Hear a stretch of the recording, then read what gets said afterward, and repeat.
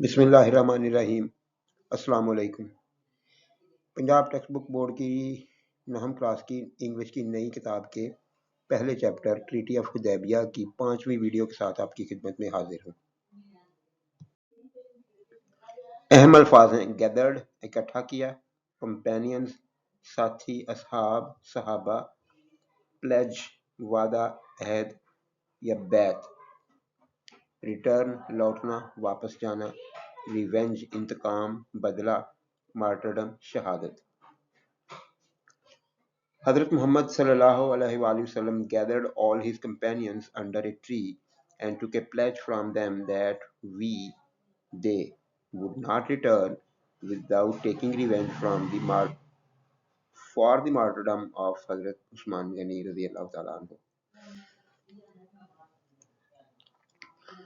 हजरत मोहम्मद सल्लल्लाहु अलैहि वसल्लम ने अपने सारे सहाबा को एक दरख्त के नीचे इकट्ठा किया और उनसे एक बैत ली कि हम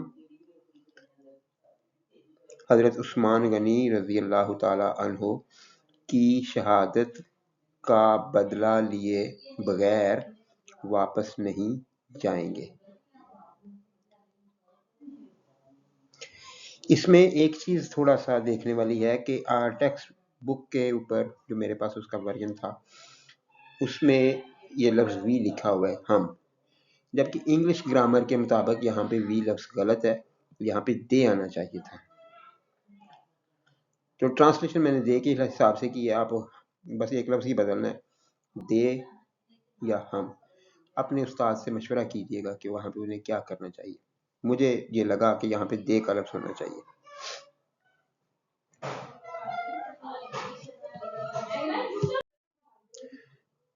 अहम अल्फाज हैं: मेंशन्ड मज़कूर है, जिक्र है, फॉलोइंग आगे आने वाले या दर्ज झैल मंदरजा झैल, वर्स आयत। This pledge is called Bait Rizwan, which is mentioned in the following verse of the Holy Quran. ये बैत या ये वादा बैत रिजवान कहलाता है, जिसका कुरान पाक की मंदरजा झैल आयत में जिक्र है।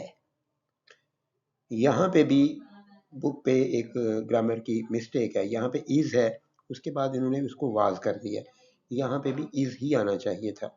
इसमें भी अपने उस्ताद से रहनुमाई ज़रूर लीजिएगा। मेरे ख्याल में यहाँ पे इज़ आना चाहिए था।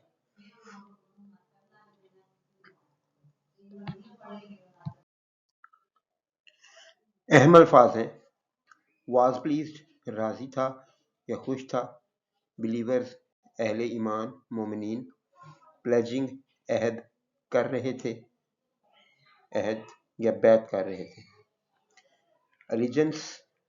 एलिजेंस वफादारी अतात, इन एडवांस पहले ही, ये ऑलरेडी का सिनोनिम होगा। तो यहाँ पे कुरान पाक की जो आयत है जिसमें बैत रिजवान का जिक्र है उसकी ट्रांसलेशन है। Translation: Surely Allah was pleased with the believers when they were pledging allegiance to Him under the tree in Hudaybiyah. So what was in their hearts, Allah knew in advance. तर्जुमा करने से पहले मैं बता देता हूँ कि जो ये ब्रैकेट्स के अंदर जो या ब्रेसेस के अंदर जो भी लफ्ज़ लिखा होता है वो असल टेक्स्ट का हिस्सा नहीं होता। असल टेक्स्ट को मोर मीनिंगफुल, उसके मानी क्लियर करने के लिए ये अल्फाज खुद शामिल कर दिए जाते हैं ताकि ये समझ आ जाए। तो ये अल्फाज असल आयत का हिस्सा नहीं है, लेकिन ब्रैकेट्स में इनको लिख के ये वादे कर दिया कि किस चीज़ का जिक्र कर के है, कौन कर रहा है और क्या है। ये मतलब इसका आयत का वो मीनिंग बिल्कुल क्लियर करने के लिए। अगर इन लफ्ज़ों को हम ट्रांसलेट नहीं करेंगे ना तो ये एक एम्बिगुअस सी हो जाएगी कि समझ नहीं आएगी कि किस चीज़ की बात कर रहे हैं। यकीनन अल्लाह ईमान वालों से मोमिनीन खुश था جب وہ اس سے ہم کیپٹل ایچ سے لکھا ہے اللہ کے لیے، اس سے فرما برداری کی بیعت، اس سے وفاداری کی بیعت کر رہے تھے انڈر دی ٹری، درخت کے نیچے، جب وہ حدیبیہ میں درخت کے نیچے اس سے وفاداری کی بیعت کر رہے تھے. So what was in their hearts Allah knew in advance. اس لیے جو کچھ بھی ان کے دلوں میں تھا اللہ پہلے ہی جانتا تھا، واقف تھا. اب میں اگر اس کا ترجمہ دوبارہ ان بریکٹس کے بغیر کروں گا تو دیکھیے گا کہ کیا بنتا ہے. وہ اس سے بیعت کی یا وفاداری کی بیعت کر رہے تھے درخت کے نیچے، اس لیے جو ان کے دلوں میں تھا جانتا تھا.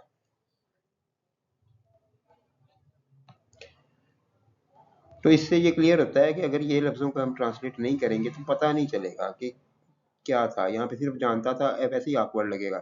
جو کچھ ان کے دلوں میں تھا جانتا تھا. کون جانتا تھا؟ اللہ. اور کیسے جانتا تھا وہ بھی بتا دیا گیا. اہم الفاظ ہیں سینٹ ڈاؤن، اتارا، بھیجا، نازل کیا. پیس آف ہارٹ، دل کا سکون. ریوارڈ، انعام. ویری نیئر، بہت قریبی. وکٹری، فتح، جیت. یہ اسی آیت کا باقی حصہ ہے کہ جب اللہ نے ان کے دلوں کی بات کو جانتا تھا. اس کے بعد ہے then he sent down upon them peace of heart and gave them the reward of a very near victory. خیبر، سورہ فتح، ورس 18. پھر اس نے ان پر دل کا سکون نازل کیا، اتارا، اور